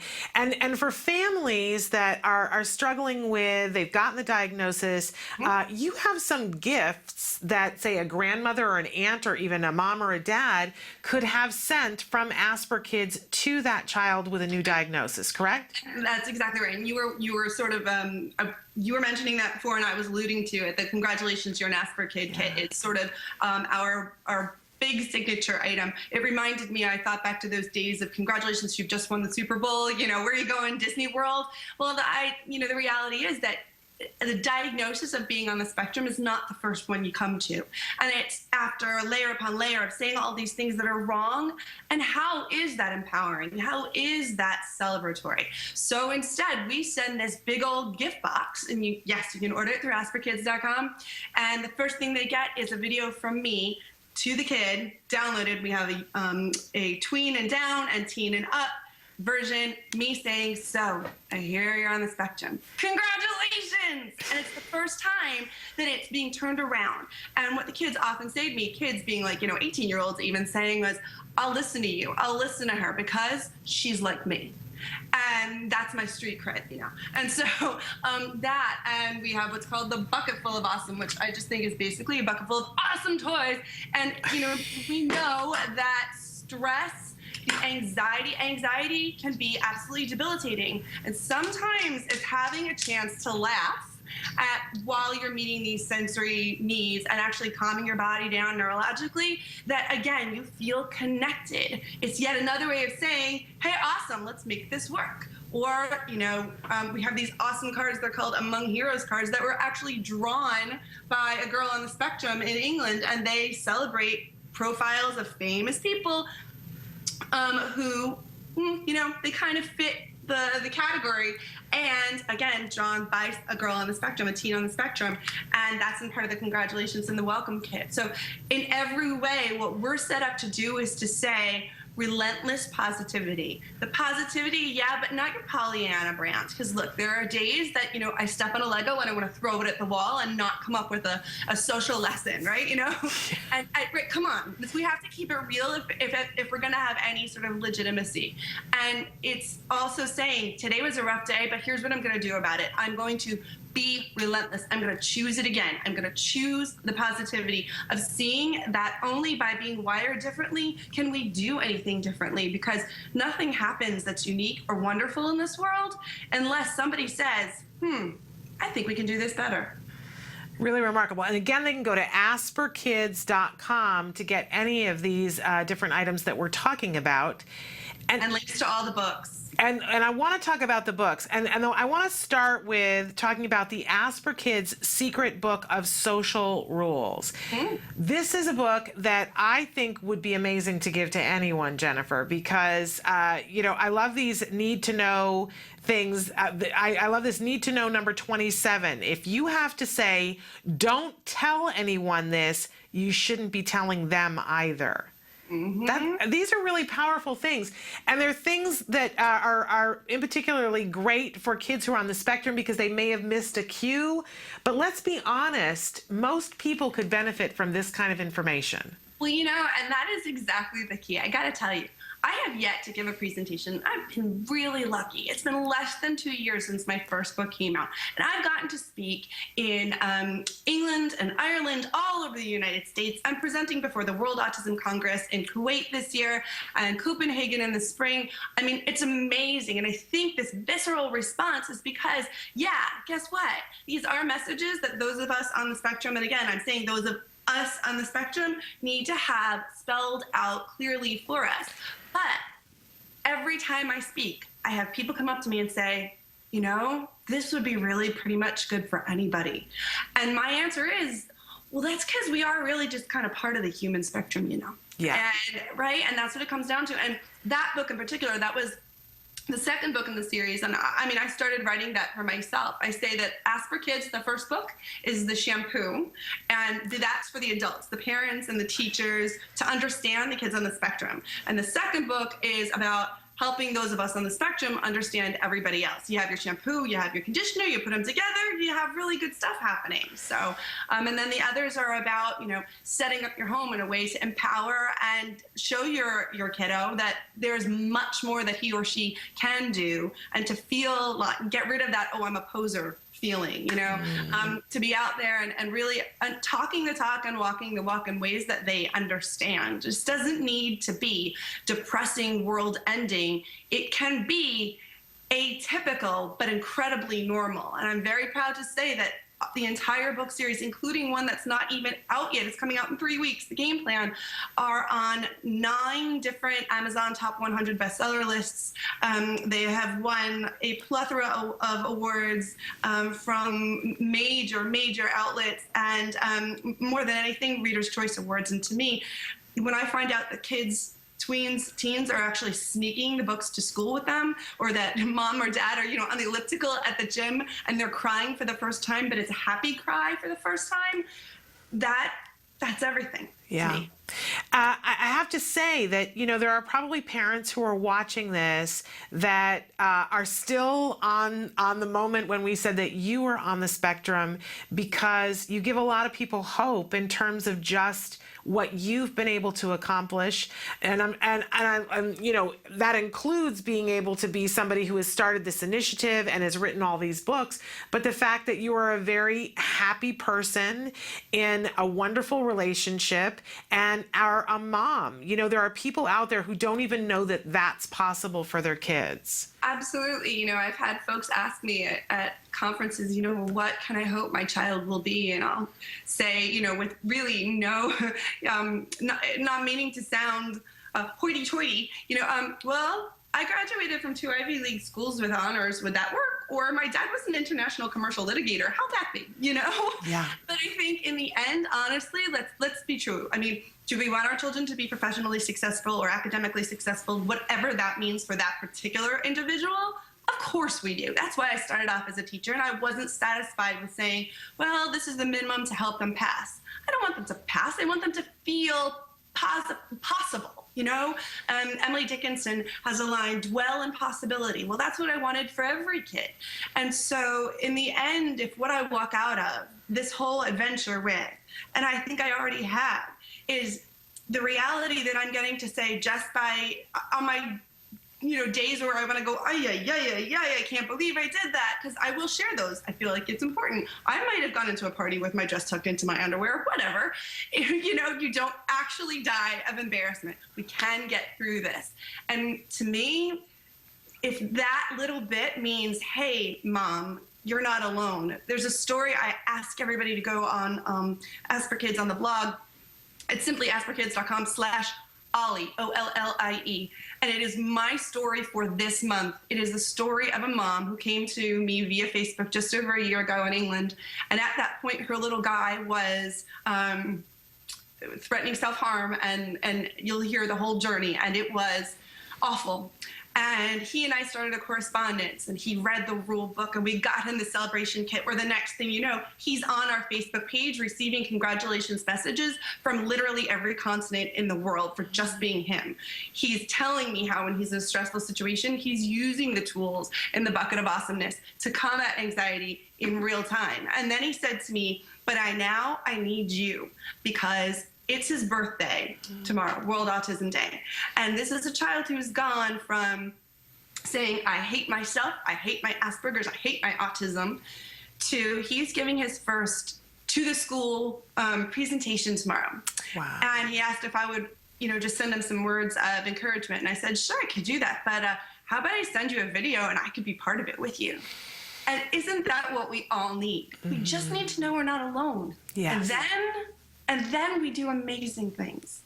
Well, I think that you are remarkable, and I think that these books are remarkable. I think the Bucket of Awesomeness is remarkable. We want to encourage people to go to asperkids.com. I want to close, Jennifer, with I love this need to know number 92. I don't think somebody had broached this subject with me until I was maybe 37 years old. Wished I'd known and understood it as a kid.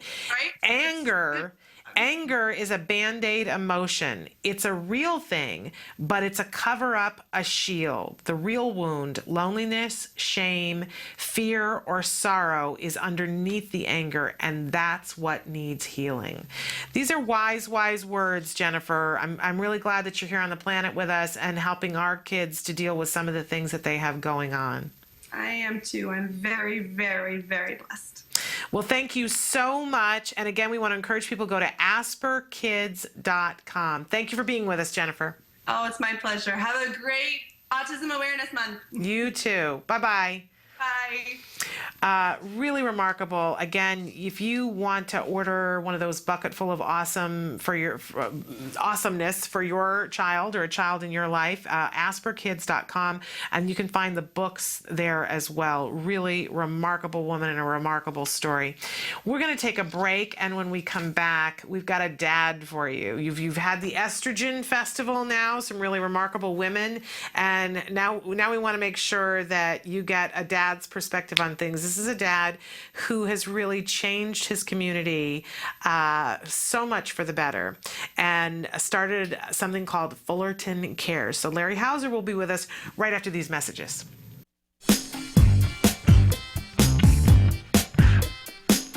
Hi, I'm Ryan with Autism Research Group. We study ways to improve the lives of kids with autism. One of those ways is teaching safety skills, such as what to do if they get lost.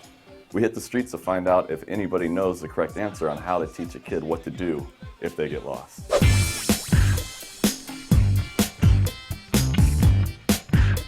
You're teaching a child what to do if they get lost. Yeah, you're trying to make them independent so they have the skills. Gotcha. Okay. Well, give them a compass.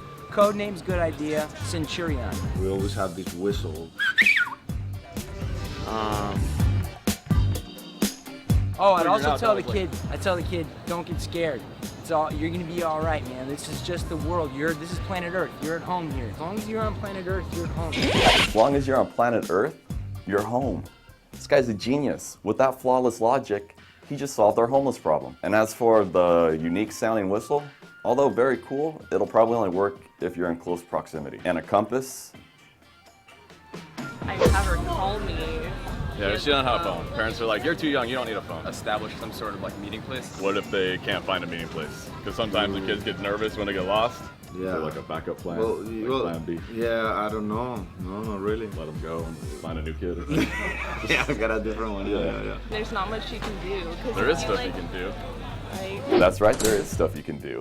In 2012, myself, along with my colleagues, Dr. Jonathan Tarbox and Dr. Adele Nadowski, published a study in the Journal of Applied Behavior Analysis on teaching kids what to do when they get lost. The study demonstrated how 3 simple things, rules, role-playing, and praise, were effective in establishing these help-seeking behaviors. The benefit of this method is it doesn't require the child to have a cell phone or to have to locate a meeting place, which might be difficult if they're in a place like Disneyland. So once again, our method included rules, role-playing, and praise. Let's head back outside and learn about some of these rules.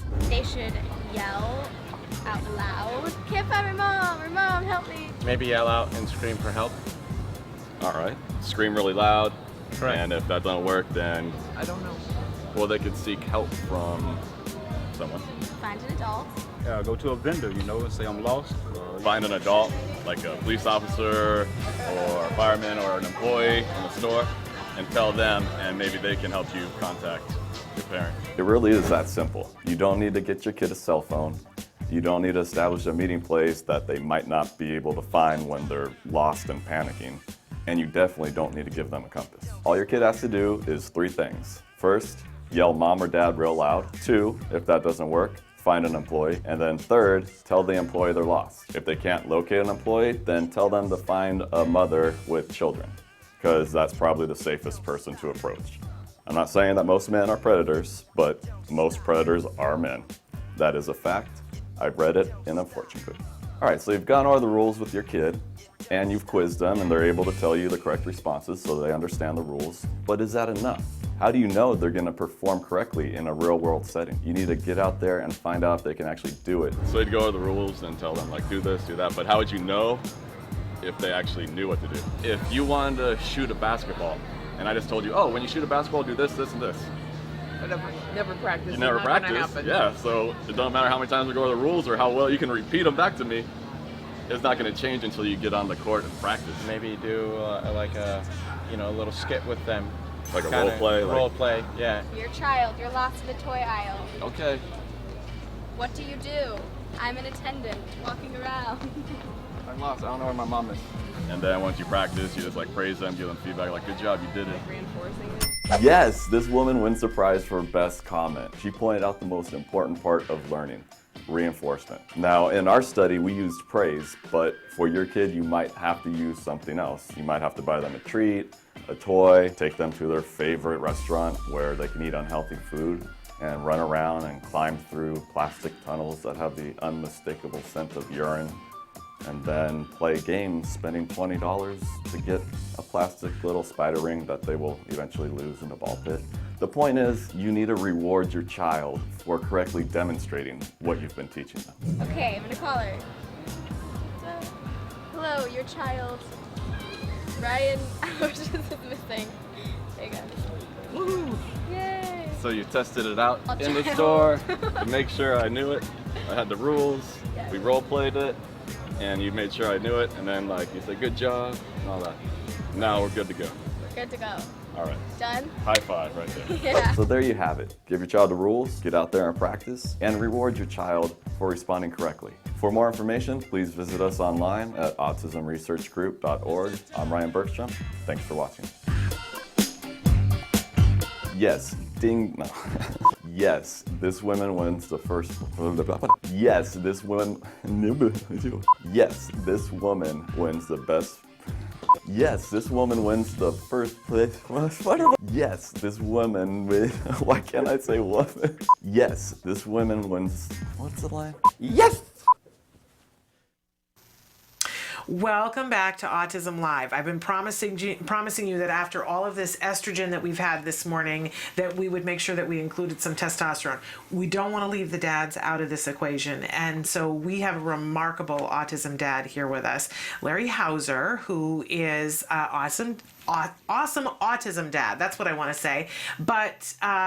And that would have been enough. You could have just been an awesome autism dad, but you decided that you had to do something more, and you created Fullerton Cares. So we're going to talk more about this, but I want to hear from you first of all. What's the mission of Fullerton Cares?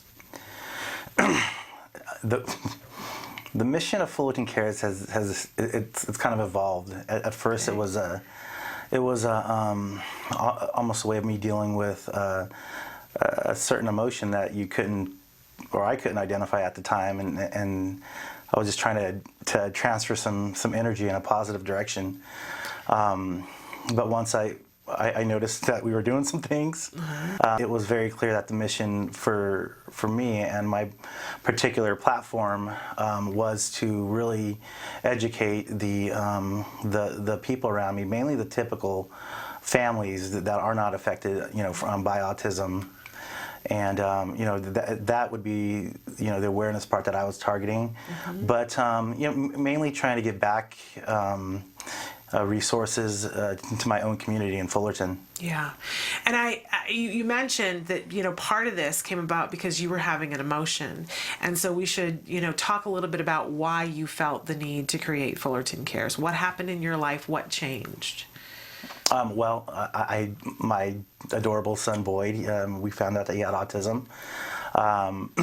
I also own a restaurant with some awesome That's an partners. understatement. It's a remarkable restaurant. It's really a centerpiece in Fullerton. Tell us what the name of the restaurant is. It's called Bourbon Street Bar and Grill. It's right there in the heart of downtown Fullerton. And we should say, because people don't really, and other places don't really know about where Fullerton is, but if you go to Disneyland, if you're coming to California to go to Disneyland, Larry's restaurant is just a hop, skip, and a jump from Disneyland. So if you're there and staying in a hotel, you should go to this wonderful restaurant, treat yourself, and get a chance to be a part of that family that's there. So Bourbon Street Bar and Grill, really remarkable, and it sort of has led to other things that have been happening. But going back to your son Boyd diagnosed, and you had basically, it was right around the time when you opened the restaurant, wasn't it? Well, he was born right around the time that we opened the restaurant. So Bourbon Street was off and running. We had a success right from the beginning. My dream was being fulfilled. Everything was just going perfect. And then you get the diagnosis. Like so many people, it's kind of a stopping point, right? Do you think of it in terms of before the diagnosis and after the diagnosis in your life? Yeah, you just really find out what's important. And my dream of owning a restaurant was there still, and but everything just shifted. It just turned right around once I found out the Boyd autism. And here's what I want some of the women who are out there, some of the moms, some of the girlfriends to hear is that we've had so many dads come on the show and say, when I felt like there wasn't anything that I could do, I was helpless and in denial and a little bit paralyzed. But so many of the dads who found something to do, we talk about action, taking action. It's important for all of us, but I think it's even more important when it's the male members of our family. And you decided to take some action, started Fullerton Cares, and it's really led to some remarkable things, not just for your little guy, but for your entire community, Larry. You've really given everyone a gift. And we saw that recently at an event that you guys did. But before we talk about that, I want you to tell what are some of the things that you guys have coming up, because I know you've got a really important event coming up. We have an event. It's called the Beautiful Autism. Yes. And it's an art show, and we have over 30 very good artists who have donated to the art show. Fullerton has an actual art walk that is the first Friday of every month. We have an art colony in downtown, and it's just really a booming art environment. Yeah.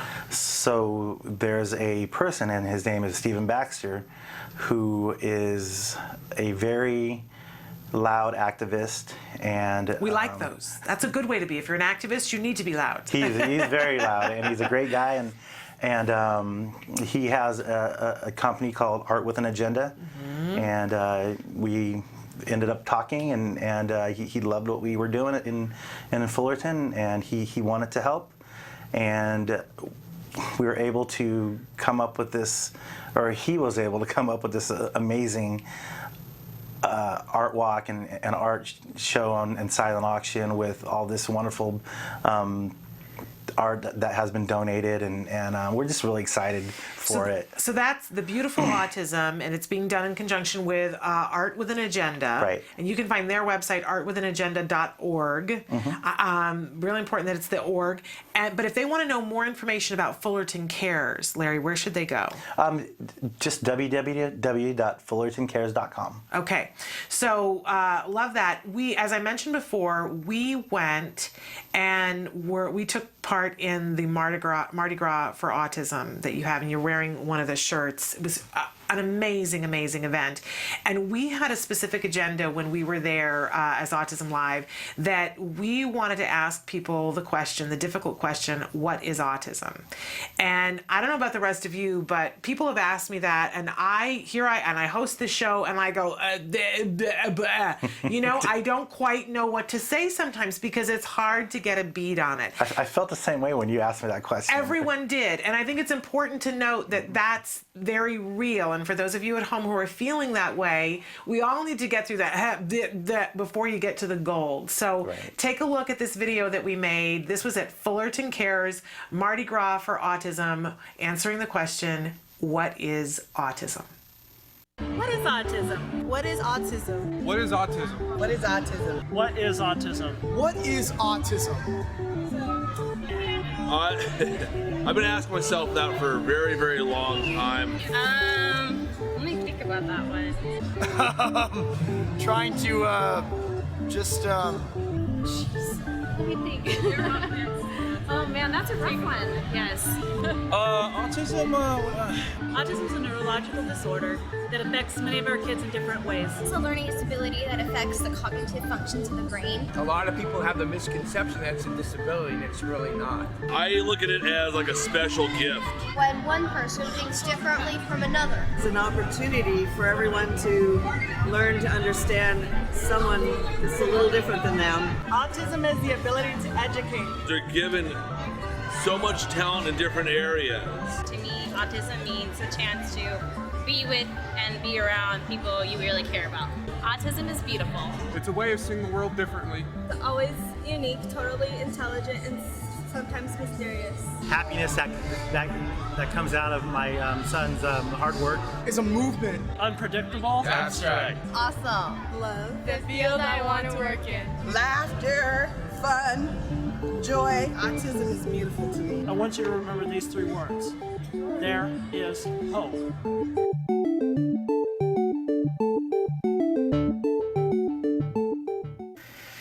Welcome back. And so, unfortunately, Larry didn't get to hear that. I'm the only one who could hear it, but you'll be able to see it on YouTube today. Right. So, and you can share that around.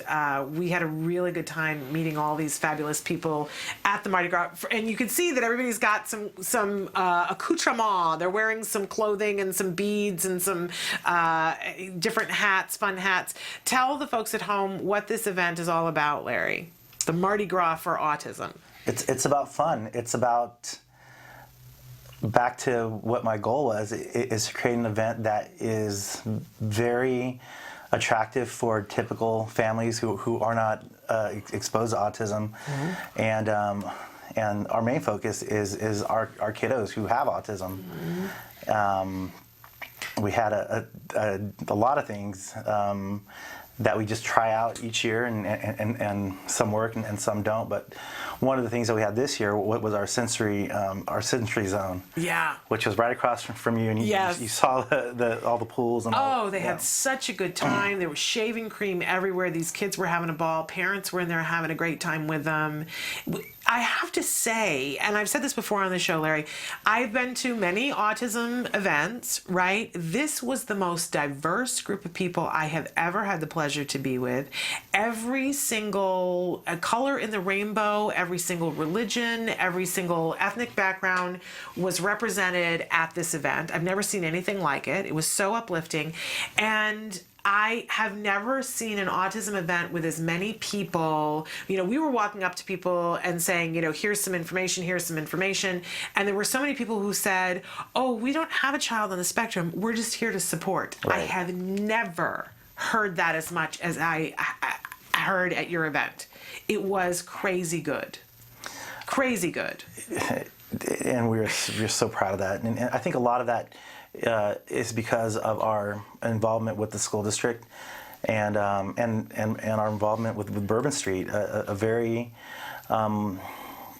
visited place in downtown, very popular with the younger crowd late night, and you know, every opportunity that we have, we try to put out autism awareness anywhere and invite people to our events. You know, these people become our Facebook friends, and then you know, I don't push it on them. They just see me posting on all my autism stuff, and then they look at it and say, hey, you know, this is pretty cool. Yeah. So let's try to get involved. So they do get involved.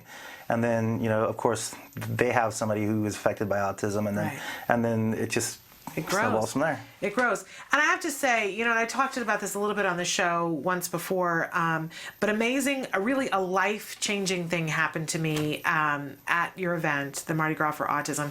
We were packing up. It had rained on and off. It was the craziest day in Los Angeles of crazy downpour rain. Do you know it took me over 3.5 hours to get home that day because it was so bad. The rain was so bad and there were accidents and things. But as we were taking everything down, a couple was coming out of a restaurant and they were sort of running to get underneath the tents that you had put up, and everybody was packing up, and the woman, very well dressed, turned and said, "Did you have a good event?" That because she could see us all packing up, and I said, "Yeah, we had a great event." And she said, "What was it for?" And I said, "It was for autism. It was the Mardi Gras for autism." And her whole face, she was just like all happy, but her whole face fell, and she said, "Oh, autism. It's so horrible. What a tragedy. What a terrible, terrible thing." And then she kind of turned and was going to go, and I went, no, and grabbed her and said, no, that's not the case. And talked about, had she been there to see all the smiling faces. I said, this is exactly what this event was about, is that it's not a tragedy. This is not a, oh no. That's old thinking. And that's what we need to abolish, is this old thinking. And I ended up talking with her for probably a good 20 minutes. And the upshot of it all was that she has a friend who has an adult child on the spectrum that has been institutionalized, and she said, and of course there's nothing they can do for him now. Maybe they can do stuff for younger kids, but there's nothing. And I said, that's just not true. That just isn't true. That's what she was told because that's what people thought 20 years ago, but that's no longer true, and I can't allow you to walk away thinking that that's true. And in this month when, it's called Autism Awareness, and a lot of people are saying, gee, aren't we done? It reminded me that we're nowhere near done with autism awareness. Right. And the thing that I said to her, and I've said to many people since then, they told my grandmother to put butter on a burn too. And years later, we knew that's wrong. And we had to re-educate people about how to treat a burn. Well, there's a lot of old, bad information about autism out there. And your event made it possible in so many different ways for the people who were there and the people who heard about it. But before it was all done, I got to feel that firsthand. And it really was life-changing for me that I was able to see, this is where we are and this is where we need to get.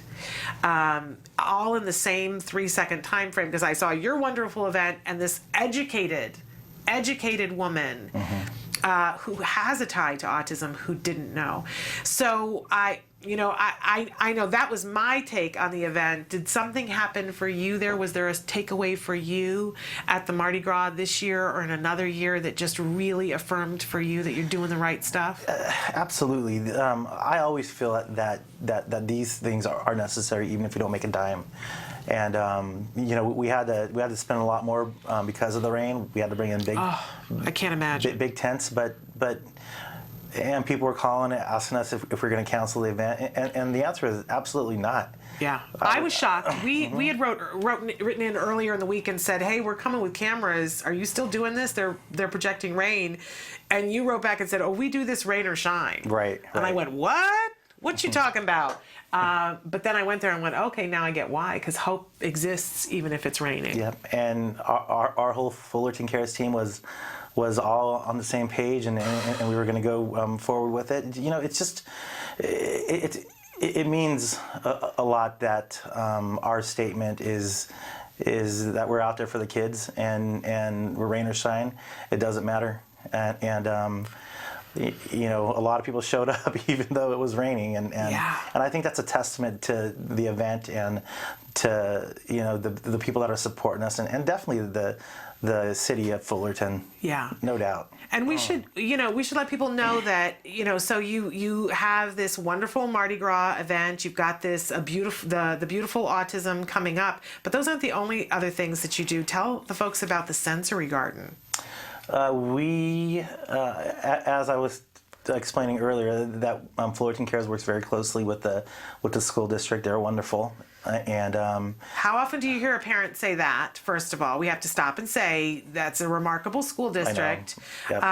It's never the case. That really isn't the case. So kudos to the Fullerton School District, and kudos to you for working with them. So go ahead about the sensory garden. So there is a teacher, her name is Sue Pedanicchio, that just doesn't punch the clock and leave. She thinks about outside of the box and came to Fullerton Cares with an idea, and that's with the sensory garden. So we love the idea. We're showing a picture right now. There she is, and that's our wonderful old mayor now, but he's still a city council member. Okay. And so a remarkable garden for kids to go in and experience all the senses that are happening. We see a girl that's there watering it. This is really such an educational opportunity, Larry. It really is. And if you go to the sensory garden and you look at it, and to the typical eye, you would look at it and go, big deal. But once the kids get on it, it's like magic happens. Yeah. She not only has curriculum that she teaches in the class with the kids, but they bring it back out onto the garden, and there's just so many different learning opportunities for every kid, and there's a full curriculum that she has. It's a full plan, and we've added onto the sensory garden since then, and we'll probably put another one in another school in the district. It's really remarkable. And then the first time we had you on the show, the first time we heard about you was because you had a remarkable prom event that was going on last year. And are you going to do the prom event again this year? Do you know? Have you guys decided? Yes, we okay. We definitely it's going to happen. Okay, so if somebody missed when we had you on last year, tell them what the prom event is that Fullerton Cares participates in. We, Bourbon Street, puts on a prom event. We make a special menu, and we actually stage our staff with ABA therapists and our servers. Because the guests at the prom are kids who have issues. Right. They're either on the spectrum, or I think you have other issues as well, or is it all kids on the spectrum? No, there's autism and Down syndrome as well. Okay. And I believe some. There's your kids other right ones, now right? from last year that went to the prom. Aren't they adorable? They're absolutely adorable. And I remember thinking that before I knew you, and thinking, what an incredible idea, giving access to something like that. And a remarkable dinner, remarkable event. But and there they are making little hearts with their fingers. But there were other things for them as well, too. They got little makeovers, didn't they? They did. They had the full prom experience. Wow. They had the makeovers and the boutonnieres and the corsages and then when they got to Bourbon Street, there was just so many people taking pictures of them, and they really, anybody who would just look at it from the outside looking in, they would know that these people are important, and that's the way we wanted to make them feel. Yeah, and we there were some quotes from some of the parents about how amazing. Can you imagine having your child treated to this kind of thing from somebody in your community? Really, really remarkable, the things that you do. Really spectacular. And of course, we want to make sure that people know where to find out more information about Fullerton Cares. Again, give us the website again. It's www.fullertoncares.com. Or you can also get some information from Bourbon Street's website. It's www.bourbonstreetfullerton.com. And I want to say again, if you are coming to Anaheim to go to Disneyland, it's, what is it, like 7 miles away? We're not even talking far away. Like 10 minutes to when you're same street. Yeah. We're on the same street. So if you're going to Disneyland, you need to go to Larry's restaurant and have a meal there. You'll feel at home. And I rather imagine that, I know you're not there all the time, but if Larry's there, make sure you introduce yourself to him. Absolutely. Or let my staff know who you are and if you're affected by autism, and they can all chat take care of with you about autism. They're all well versed on it. Yeah, it's a really remarkable place. You're going to get a great meal and feel like you've come home. And I hope that it's in all of your plans at some point to come to Disneyland, because it's a great thing for all of our kids. And include that in your plans. So I'm going to go to Disneyland, and we're going to stop by and the Bourbon Street Bar and Grill and be a part of that community. I really want to tell you how much I respect you, and something that we're doing all this month is giving awards. We're calling them the Power of One Leadership Awards. And so we have one of those that we'll put the actual certificate in the mail for you, because we think what you're doing is remarkable. Oh, I'm very honored. Thank you. Well, thank you. We are going to take the very quickest of breaks, and then I'll be back to close the show. Stick with us.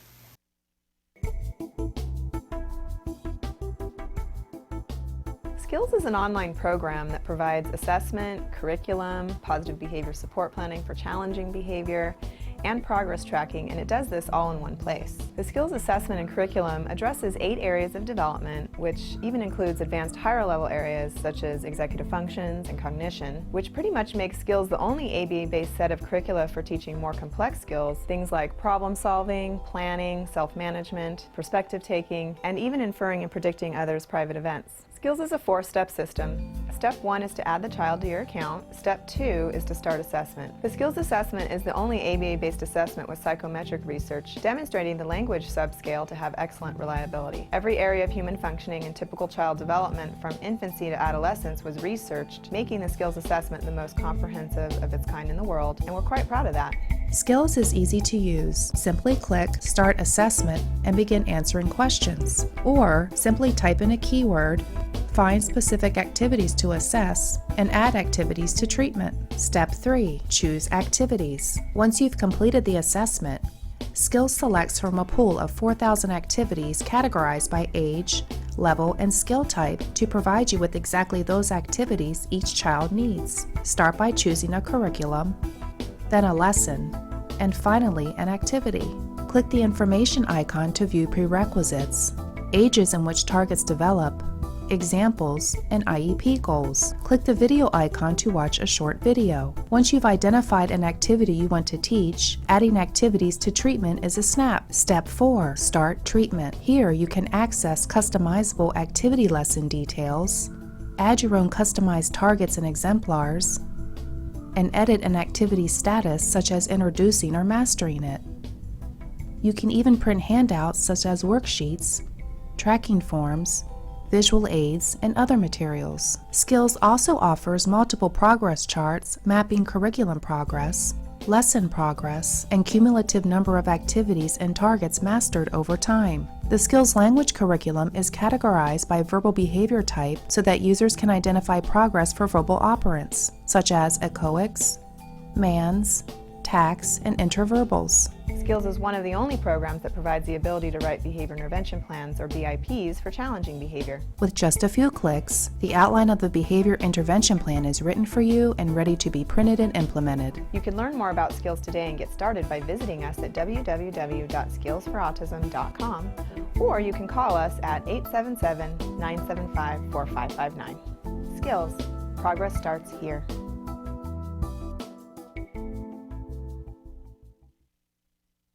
Welcome back to Autism Live. Really a remarkable group of people that we had on the show today, and it's just the beginning of a big week and a big month for us here at Autism Live. I want to remind you that tomorrow, the first thing in the morning, Dr. Doreen Grampachet is going to be with us for a segment we call Ask Dr. Doreen.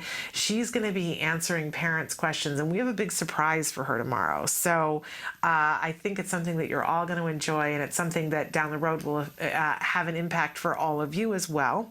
So I hope that you tune in tomorrow during Ask Dr. Doreen. And then in the second hour tomorrow for Let's Talk Autism with Shannon and Nancy, Nancy Allspot Jackson will be here with us. She's the executive director of Act Today, a wonderful charity. And if you need some help, if you are looking for a grant for something, you definitely want to check out their website, act-today.org, because that's exactly what they do, is give grants for specific things. Nancy's here with us on Wednesdays for Let's Talk Autism with Shannon and Nancy. Our very special guest tomorrow is Vince Redmond. He is a regular on the show. He's a marriage and family therapist, and he's going to be talking with us specifically about how we talk about autism with our kids, how we talk about it with people in our community, how we talk about it with our family members. But when it's time, if you determine that it's time to have the talk and explain autism to your child who's on the autism spectrum, a lot of times there's a great, if we're all saying when somebody asks us what is autism, which we all do, we don't want to be saying that when we're explaining it to a child that they are on the autism spectrum. So Vince is going to help to put some ideas into our heads and perhaps some words into our mouth that can help make that an easier transition. Also tomorrow we're going to be talking about CAN, Nancy and I, and what you guys can do to participate in CAN. And remember, that's Coverage for Autism Now. We want to make sure that we support all of those families and individuals who have not yet gotten coverage. It's an important thing that we can do here in the United States, and you know that as individual states make that happen and then the country makes that happen, then that sends a message to other countries as well of what the standard of treatment is. Coverage for Autism Now. Then on Thursday, you guys, the list never ends, right? Dr. Adele Nadowski will be back with us on Thursday. Dr. Jonathan Tarbox will be with us. They'll be answering your questions. And for the first time live in the studio, Ariva Martin will join us. She is from the Special Needs Network. They have a conference coming up, the Tools for Transformation Conference, that you're going to want to hear about. A really amazing organization. So all of that happening this week, and it's just the beginning of this month, April, Autism Awareness, Autism Action, Autism Acceptance. We're trying to bring all of those things together to get to that progress that we all want to see. So don't miss it. Stick with us. We're leaving you for now. Please give your kiddos a hug from me, and we will see you soon. Bye-bye for now.